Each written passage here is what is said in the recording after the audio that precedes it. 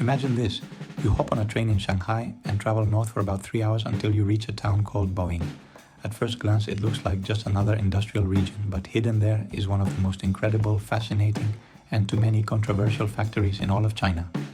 I'm talking about a factory dedicated to creating replicas and counterfeit car bodies. Yes, you heard that right. They create identical structures piece by piece and millimeter by millimeter of absolute automotive icons. From the legendary Toyota Corolla AE86, immortalized by the anime Initial D, to the classic Datsun 240Z or even the classic Land Rover Defender. But how did all this madness start? It actually had a pretty honest origin. A few years ago, owners of classic Land Rover Defenders started experiencing a major headache when trying to restore their trucks. Rust was destroying them, and in many cases a simple repair with some patch welding wasn't enough. Owners needed entire panels or the complete structure. The problem? Land Rover hadn't manufactured those parts in decades. Spotting this massive gap in the market, this Chinese factory called Zhengzheng Vehicle saw a golden opportunity. They started by producing individual panels, but the quality was so high and the demand so brutal that they soon took on a bigger challenge. Why not rebuild entire cars? In the end, they decided to specialize in creating complete bodies from scratch, focusing on nostalgic and neoclassic vehicles that are more than 10, 15 or even 30 years old.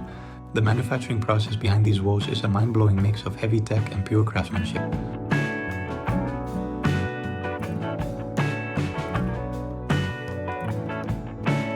It all begins with massive, high-strength steel blocks that are molded by giant computer numerical control, or CNC machines. These machines run non-stop for over 40 hours inside the factory just to carve out a single stamping die.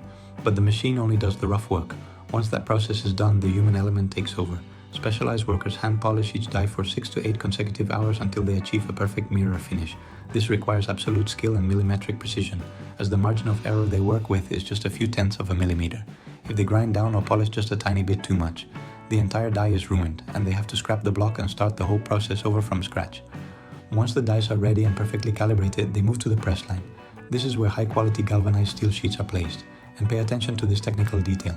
The thickness of these sheets is exactly the same as the original parts back in the day, but the material used now is of a much higher metallurgical quality. What's interesting is that everything is done in an extremely traditional way, without massive robotic arms or hyper-automated assembly lines for building the classics. Why? Because even though this replica business is highly profitable and has huge demand, at the moment it doesn't generate the multi-million-dollar margins needed to automate processes to the level of original modern factories like Toyota or Ford. Everything is built on manual labor and passion, but what they do here goes way beyond molding loose parts. At Zhengzheng, they assemble the entire vehicle body, so if you want, you can show up there and buy, for example, the complete bare shell of a 1967 Ford Mustang for around $16,000. A total steal when you think about the thousands of hours of shop labor you save by eliminating the rust of an old car. Plus, to guarantee a professional finish, the factory features its own coating process to submerge the parts and protect them against rust, a treatment that cars from the 80s couldn't even dream of, alongside their own seam sealing and paint booths. Now, because this is such a handcrafted process, it's not always a walk in the park. On some occasions, especially with the first production runs of a new model, issues can pop up. Recently, some very famous YouTube content creators bought the first AE86 bodies and reported some flaws. A few holes didn't line up right, or certain welds needed adjustments to properly fit the chassis and mechanical components of the vehicle. You have to understand that those parts were prototypes rushed to make it in time for international trade shows like the SEMA show. On top of that, these Chinese workers have never seen or driven these cars in their entire lives, since they were never officially sold in mainland China. To fix this and get as close to geometric perfection as possible, the factory follows a strict rule. They need to acquire 2 original cars of the model they want to replicate. One of them is completely stripped down piece by piece to be 3D scanned and digitally cleaned up. The second car is kept intact and used as a physical template to verify that each newly stamped panel fits exactly and perfectly like the original before shipping the product to the customer. All of this inevitably brings a very interesting ethical and moral debate to the table.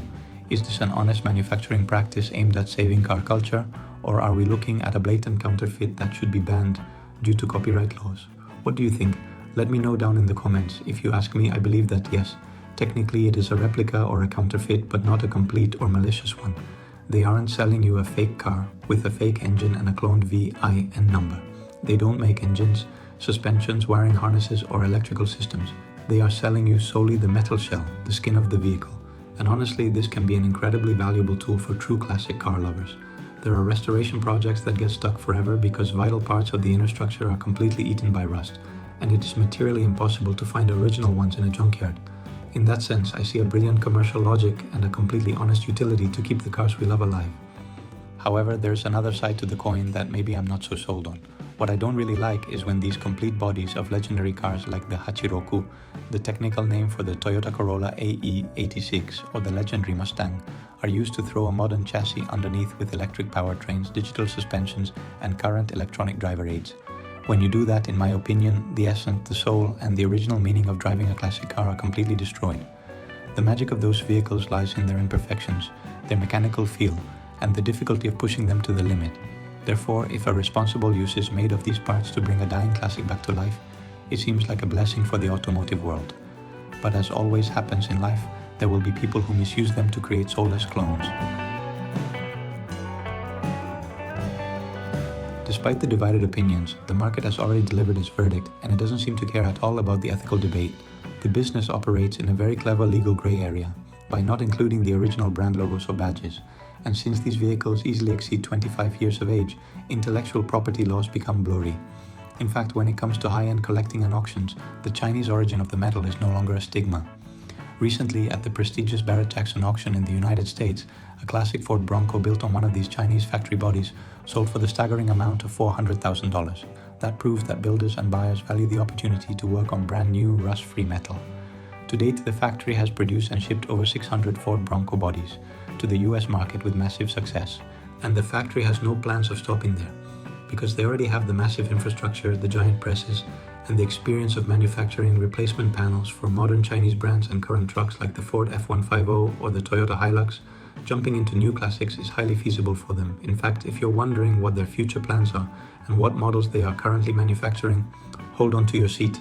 After solidifying the AE86 and the Datsun 240Z for around $9,500 a pop, they have already started production testing for their next big bombshell, the complete body of the Porsche 911, specifically the legendary 964 generation. This model is estimated to cost around $18,000 due to the tremendous technical complexity of its German shapes and curves. And as if that weren't enough, rumors are already buzzing loudly through the factory hallways that their next target is to recreate the legendary Mercedes-Benz 300 SL Gold. At the end of the day, whether we like it or not, companies like this are rewriting the rules of the global automotive restoration game.